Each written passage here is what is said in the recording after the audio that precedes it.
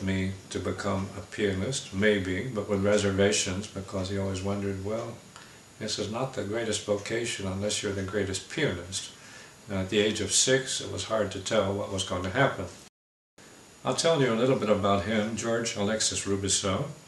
His father was Alexis, was born in the Ukraine, in the northern part of Ukraine, a little town called Konotop.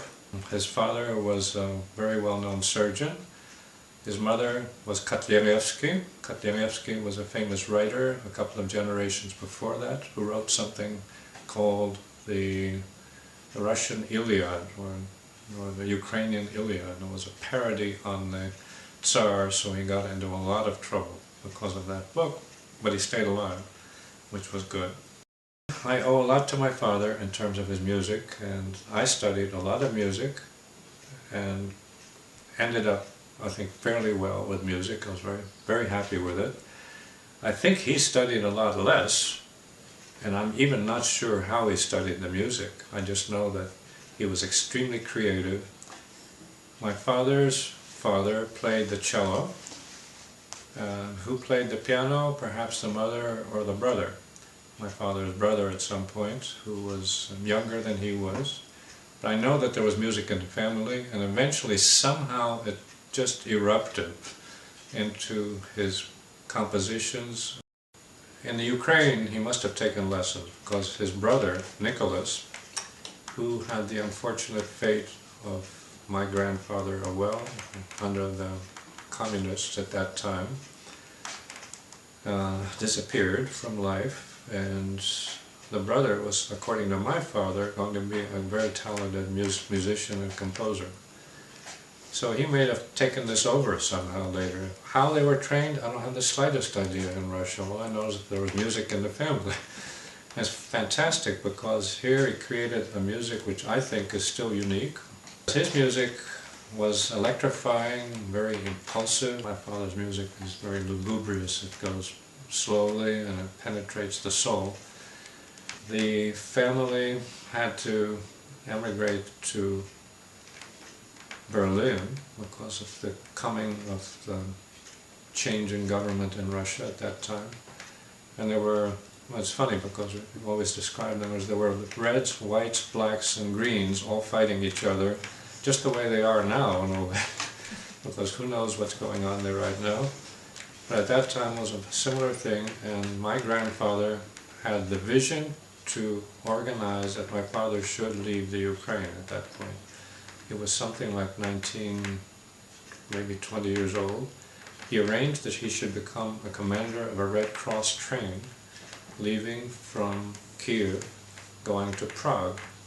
From there on, he would go on to Berlin, where he spent some time. The train was a Red Cross train taking sick people with cholera, taking butter and sugar from one place to another.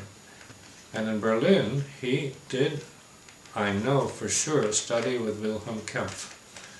He told me many times, with a slight tear in his eye almost, that his career with Wilhelm Kempff was developing very rapidly until he performed at one of their student recitals, and he got to the second page and stumbled. And then he tried to go on a little bit further, and he stumbled again, and the third time he just walked off the stage, and that was the end of his relationship with Wilhelm Kempff. He took lessons in singing when he lived in Paris from Shaliapin himself. And Shaliapin, it's interesting because we had a friend by the name of Edward Darsky, who was a fantastic pianist himself, and was part, his sister Vronsky played eventually duo piano with Vronsky Babin. And there was a duo that was called Vronsky and Babin. She was taught piano in Cleveland, I believe, and so my father knew Darsky. Darsky used to accompany Shaliapin, and that's how it all came to be in Paris. The magic here is, when did he start composing? I don't know. I have compositions by his brother that come way, way back. This was just before the revolution. He started to write this music very impulsively. I can remember the composition in France. when I came to spend time with them. In our apartment in Paris we had a small upright piano which he played and on which he composed his sonatas, and he composed several sonatas, and they're all very original and typically Rubissow. And his music was monolithic in a way, and I don't want to use the word monotonous, but not monotonous, monotonal almost in some ways. It reminded me of sitar music to a certain extent, where he went over and over again with slight modifications. I think all of a sudden he started feeling all the music that was coming from Russia and the Ukraine, and it just deeply touched him, and he decided, well, I want to write some music myself, but it's not going to be like any other music. And I remember hearing him talk about this over and over again. He said, Bach, I cannot stand Bach. You know, it's just because I can tell immediately the whole piece just by listening to the beginning of it. Obviously he had this somehow in his head so he could foresee what the music was. I want to write something where you can't tell what's going to come next. Maybe like Schoenberg did at one point. What is it going to be?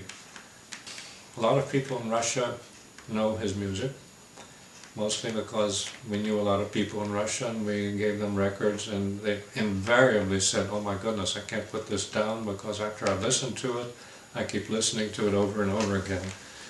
And I still have friends that remind me when they call me from Russia, saying, oh my goodness, I still remember your father's sonatas particularly. Nocturnes, perhaps less well known. That's why I'm so grateful at this point that Alison is going to make us a beautiful recording of his nocturnes and complete series. Is just fantastic. Let me somewhat digress for a second to Alison. I went to a concert once in San Francisco, and there were some musicians there, and all of a sudden this very attractive young woman came out on the stage and played something. I said, oh my goodness, she's terrific. It's amazing. And after the concert, I went over and spoke to her and told her, you know, that I had a musical background and was very interested in her music. And she mentioned something, somehow it started talking about my father's music and the fact that I was very interested in promulgating his music. And she said, fantastic, send me some scores. I sent her some scores. And eventually she recorded some of the nocturnes, and now she's recording them all. That was the most serendipitous thing that ever happened, because all of a sudden, out of the blue, a pianist came out, and actually she, I think at one point, sent me an email and said, didn't your father write some nocturnes? Please send me the scores. I think maybe I'm getting a little mixed up in the chronology, but that's more or less how it happened. Anyway, she recorded them, and I was very grateful for this, and she's a wonderful person as well, and I think right now she's in the process of putting this all together.